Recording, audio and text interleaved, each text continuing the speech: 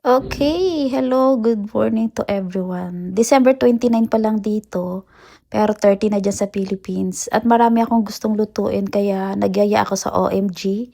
Oriental, ano yan, general merchandise, mga Asian goods product. So, iniisip ko kasi maggagawa ng mango graham. Kaya kumuha ako wala silang ano kasi, mga biscuit na graham. So, pupunta kami sa Walmart. So, kumuha lang ako ng mango dice. Kasi nga yung mangga dito, hindi masarap. So, mango dice del Monte ang ginamit ko.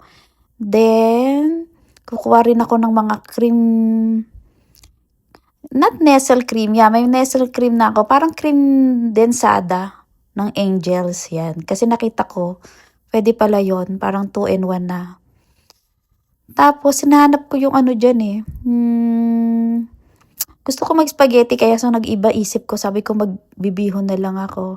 Then, nagdagdag ako ng lianera para sa leche plan. Ayan, may gold din silang tinda guys.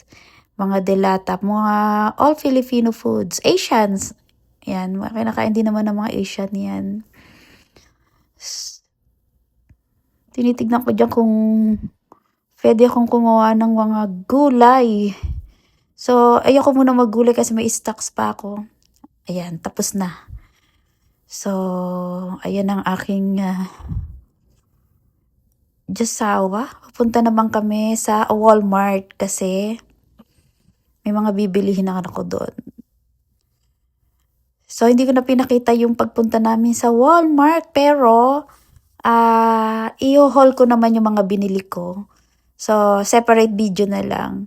So, dalawang store ang pinuntahan namin, yung OMG, Oriental Merchandise Gold Asian Store and Walmart. So, mamaya papakita ko naman sa inyo yung mga, i-haul ko yung mga napamili namin sa Walmart.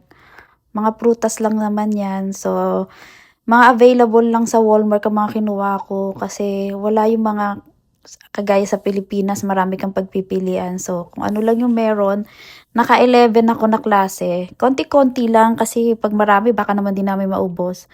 So, kumuha ako ng 11 na klase na prutas. Kulang pa ng, I think, dalawang klase pa kasi 13 daw dapat. Kasi dapat sobra daw sa 12 months. So, 13 fruits ang kailangan kong i-prepare. So, may 11 na ako.